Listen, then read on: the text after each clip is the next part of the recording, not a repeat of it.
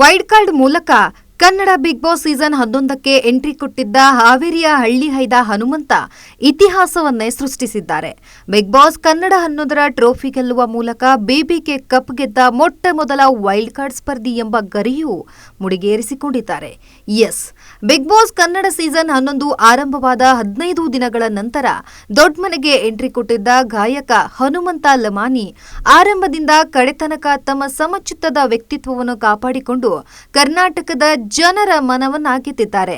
ಇದರ ಫಲವಾಗಿಯೇ ಇಂದು 5 ಕೋಟಿಗೂ ಹೆಚ್ಚು ಮತಗಳನ್ನ ಪಡೆದು ಕಪ್ ಗೆಲ್ಲುವ ಮೂಲಕ ರೆಕಾರ್ಡ್ ಅನ್ನ ಬ್ರೇಕ್ ಮಾಡಿದ್ದಾರೆ. ಇತ್ತ ಜಗದೀಶ್ ಹಾಗೂ ರಂಜಿತ್ ಹೊಡೆದಾಡಿಕೊಂಡು ಬಿಗ್ ಬಾಸ್ ಮನೆಯಿಂದ ಹೊರಗೆ ಹೋದ ಬಳಿಕ ಜನರು ಬಿಗ್ ಬಾಸ್ ನೋಡೋದೇ ಇಲ್ಲ, ಇನ್ಮುಂದೆ ಶೋ ಬೋರ್ ಎಂಬಂತೆ ಸೋಷಿಯಲ್ ಮೀಡಿಯಾದಲ್ಲಿ ಮಾತಾಡಿಕೊಂಡಿದ್ರು. ಆದ್ರೆ ಆ ಖಾಲಿ ಜಾಗವನ್ನ ತುಂಬಲು ವೈಲ್ಡ್ ಕಾರ್ಡ್ ಮೂಲಕ ಎಂಟ್ರಿ ಕೊಟ್ಟ ಹನುಮಂತು ದೊಡ್ಡ ಮನೆಗೆ ಹೊಸ ಕಳೆ ತುಂಬಿದ್ರು. ನಾನು ಗೆಲ್ಲೋಕೆ ಬಂದಿಲ್ಲ, ಇರುವಷ್ಟು ದಿನ ಜಾಲಿ ಮಾಡಿ ಖುಷಿಯಾಗಿರ್ತೀನಿ ಎಂದು ಹೇಳಿ ಜನರ ಮೆಚ್ಚುಗೆ ಗಳಿಸಿದ್ರು. ಇದೀಗ ಘಟಾನುಘಟಿಗಳನ್ನೇ ಸೋಲಿಸಿದ ಹನುಮಂತ ಬರೋಬ್ಬರಿ 50 ಲಕ್ಷ ರೂಪಾಯಿ ಗೆಲ್ಲುವ ಮೂಲಕ ಬಿಬಿಕೆ ಶೋನಲ್ಲಿ ಇತಿಹಾಸ ಸೃಷ್ಟಿಸಿದ್ದಾರೆ. ಫಿನಾಲೆ ಗೆಲ್ಲುವ ವಿಷಯದಲ್ಲಿ ಹನುಮಂತು ಮತ್ತು ತ್ರಿವಿಕ್ರಮ್ ಮತ್ತೆ ಭಾರೀ ಪೈಪೋಟಿ ಇತ್ತು. ಆದ್ರೆ ಅದೆಲ್ಲವನ್ನು ಮೀರಿಸಿ ಹನುಮಂತ ಕಪ್ ಗೆದ್ದಿದ್ದಾರೆ. ಬಿಗ್ ಬಾಸ್ ವಿನ್ನರ್ಗಳಿಗೆ ಕಾರ್ ಸಿಗೋದು ಅಥವಾ ಇನ್ಯಾವುದೋ ಬ್ರ್ಯಾಂಡ್ ಗಿಫ್ಟ್ ಸಿಗೋದು ಇದೆಲ್ಲವೂ ಕಾಮನ್. ಹಾಗಿದ್ರೆ ಹನುಮಂತನಿಗೆ ಏನ್ ಸಿಗಲಿದೆ? ಏನೇನ್ ಸಿಗುತ್ತೆ? 50 ಲಕ್ಷ ರೂಪಾಯಿ ಮಾತ್ರ ಸಿಗೋದಾ ಅಥವಾ ಬೇರೆ ಏನೇನು ಸಿಗಲಿದೆಯಾ?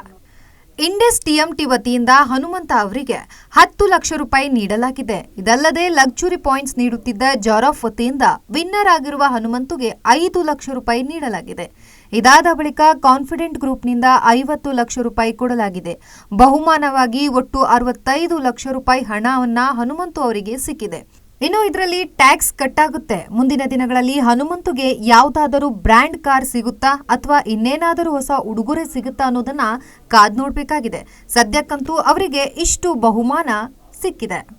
ಇನ್ನು ಹಳ್ಳಿಹೈದ ಹನುಮಂತು ಬಿಗ್ ಬಾಸ್ 11 ಟ್ರೋಫಿ ಗೆದ್ದಿದ್ದಾರೆ. ಹಳ್ಳಿಯ ಜವಾರಿ ಹೈದ ಕಪ್ ಗೆದ್ದು ಬೀಗಿದ್ದಾರೆ. ಬಿಗ್ ಬಾಸ್ ಟ್ರೋಫಿ ಗೆಲ್ಲೋದು ಅಂದ್ರೆ ಸುಮ್ನೆನಾ? ಘಟಾನುಘಟಿ ಸ್ಪರ್ಧಿಗಳ ಜೊತೆ ಸೆನ್ಸಾಡಿ ಗೆದ್ದು ಬೀಗಿದ್ದಾರೆ ಹನುಮಂತು. ಆದ್ರೆ ವಿನ್ನಿಂಗ್ ವೇಳೆ ಒಂದು ಸ್ಪೆಷಾಲಿಟಿ ಇತ್ತು. ಹನುಮಂತು ಸೂಟು ಬೂಟು ಹಾಕಿರ್ಲಿಲ್ಲ, ಜಸ್ಟ್ ಪಂಚೆ ಉಟ್ಟಿದ್ರು. ಬಿಗ್ ಬಾಸ್ ಮನೆಯೊಳಗಿದ್ದಾಗಲೂ ಹನುಮಂತು ಹೆಚ್ಚಾಗಿ ಪಂಚೆ ಉಟ್ಕೊಂಡಿದ್ರು.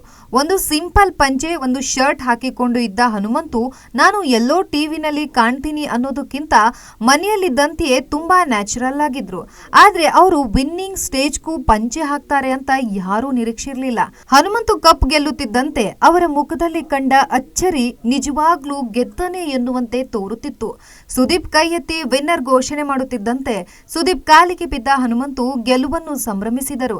ಆ ನಂತರ ಅವರ ಕುಟುಂಬ ಸದಸ್ಯರು ಬಂದು ಹನುಮಂತರನ್ನು ಎತ್ತಿ ಕುಣಿದಾಡಿದ್ರು.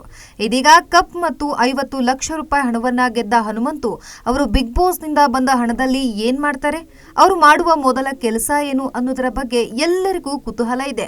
ಬೇರೆ ಯಾರೇ ಗೆದ್ದಿದ್ದರೂ ಆ ಹಣದಲ್ಲಿ ಅವರು ಏನ್ ಮಾಡ್ತಾರೆ ಅನ್ನುವಂತಹ ಪ್ರಶ್ನೆ ಅಷ್ಟೇನು ಮುಖ್ಯವಾಗಿರ್ತಿರ್ಲಿಲ್ಲ. ಆದ್ರೆ ನಮ್ಮ ಹಳ್ಳಿ ಹೈದನ ಕೈಗೆ ಸಿಕ್ಕ ಬರೋಬ್ಬರಿ 50 ಲಕ್ಷ ರೂಪಾಯಿ ಹಣದಲ್ಲಿ ಅವರು ಮಾಡುವ ಮೊದಲ ಕೆಲಸ ಏನು ಎಂಬ ಬಗ್ಗೆ ಅಭಿಮಾನಿಗಳಿಗೆ ತೀವ್ರ ಕುತೂಹಲ ಇದೆ.